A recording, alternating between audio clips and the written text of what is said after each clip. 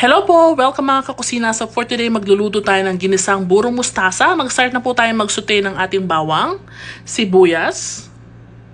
Lagyan din po natin ng onte or bahagyang ginger or luya. And then lagyan po natin ng kamatis. Hayaan po natin na malutong mabuti. Naglagay po ako ng seasoning, onti lang po, paminta. And then, mash ko lang po ng ganito yung ating mga kamatis. Pag ganito na po yung texture niya, pwede na po natin yung ginawa natin na burong mustasa. That is homemade burong mustasa. I-share ko rin po sa inyo kung paano gawin yan. Napakadali po. Para pwede nyo rin pong gawin sa inyong mga tahanan. So this one is already okay. Lagay ko na po yung ating scrambled eggs. Ayan.